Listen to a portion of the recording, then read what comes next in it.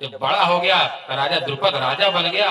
अरे द्रोणाचार्य भाई पंडित थे, ब्राह्मण थे, भाई नौकरी कर नहीं सकते थे। इसलिए जाकर के अपने मित्र से कहते हैं, द्रुपद से मित्र ने कहा था जब कोई तुमको आवश्यकता पड़ेगी तो मेरे पास आ जाना।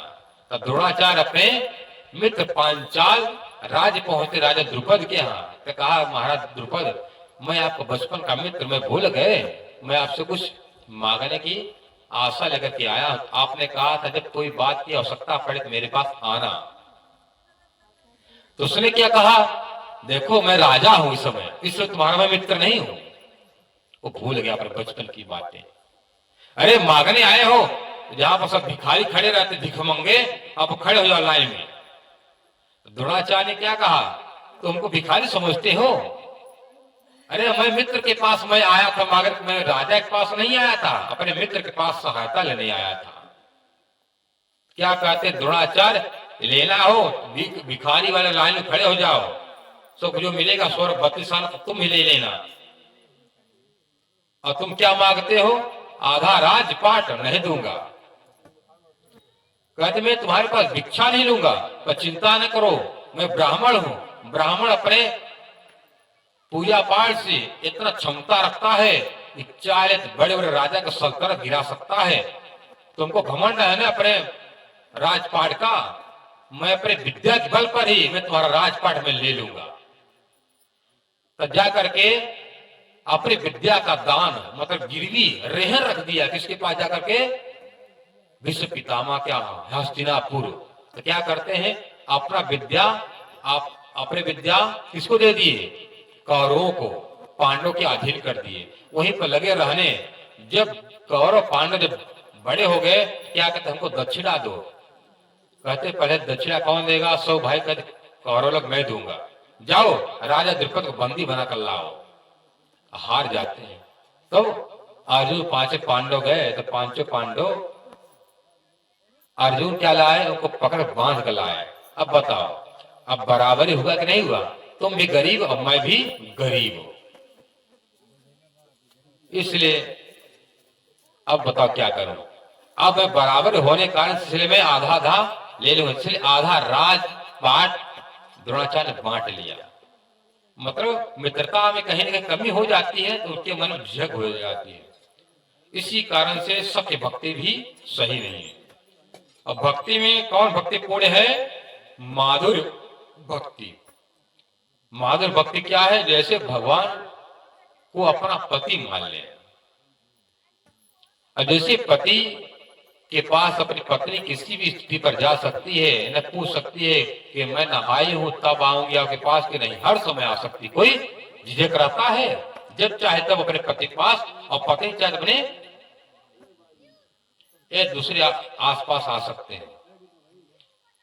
कहने के लिए मैया यशोदा कहती थी मेरा लाला है, बाबा कहते मेरे लल्ला है, ग्वाल बाल कहते मेरे सखा है, गोपिया कहते मेरे प्रीतम है। सबने कहा मेरे हैं। अब बंसी बजाते कौन गया रास मंडल में? कौन परम धाम गया?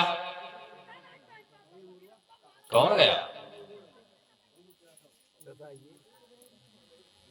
बासल भक्ति का भाव रखने वाली माताएं हैं, उनको मतलब ऊंचा स्थान माता गति तो प्रदान किया, पर परम धाम नहीं मिला। परम धाम क्यों नहीं मिला? कि परम धाम की भक्ति कौन है?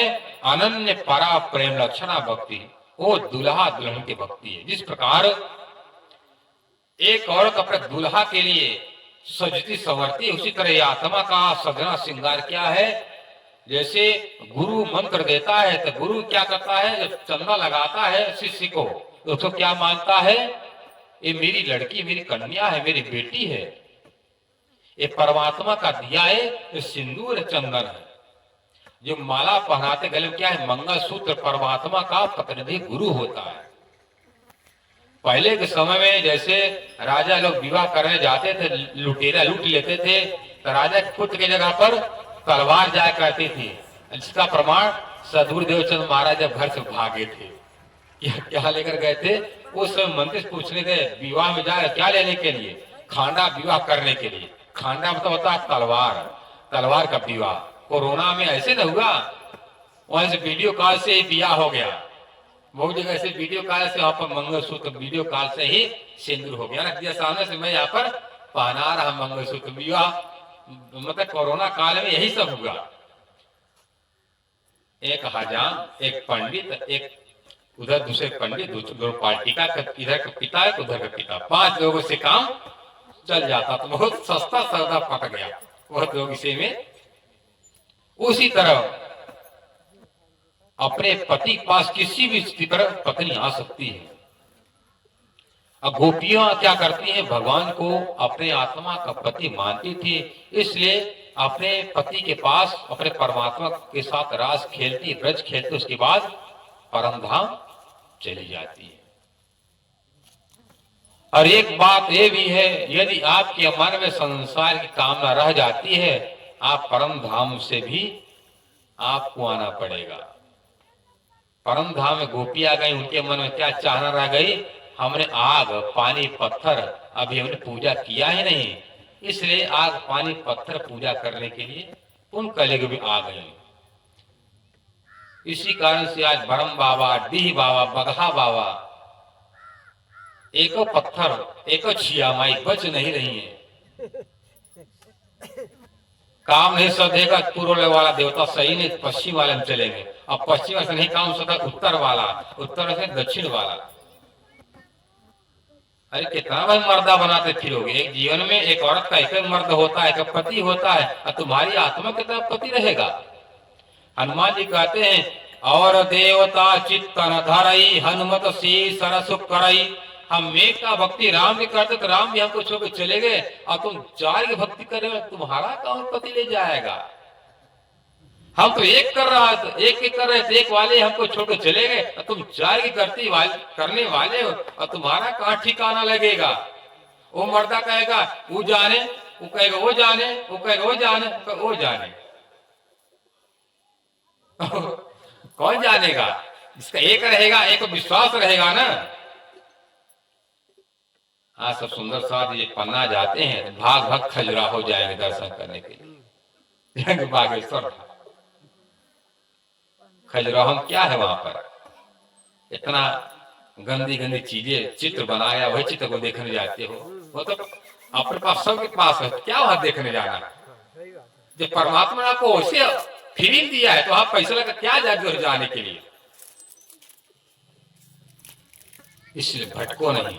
हर साथ पुराण कहता है एक परमात्मा को भक्ति करो। और शास्त्र में कहा गया एको ब्रह्म विप्रा बहुधा वदंती। एक परमात्मा को भी पंडित कई कई बताते हैं। कोई कहा निर्गुण है, कोई कहा निरंजन है, कोई कहा है विष्णु के रूप में है, कोई कहा शंकर के रूप में है, कोई कहा ब्रह्मा के रूप में, इंद्र के रूप में, कोई वरुण के रूप में। क्या करें, एको अहम विप्रा, एक परमात्मा को भी पंडित ब्राह्मण वेद पढ़ पर क्या बता, बहुत बताते हैं। एको ब्रह्म द्वितीयो न तृतीयो न चतुर्थो न पंचमो न षष्ठो न सप्तमो न अष्टमो नवमो। मतलब एक के अलावा दूसरा कोई परमात्मा, इसको क्या कहते, एको ब्रह्म द्वितीयो नास्ति। एक परमात्मा, दो नहीं है,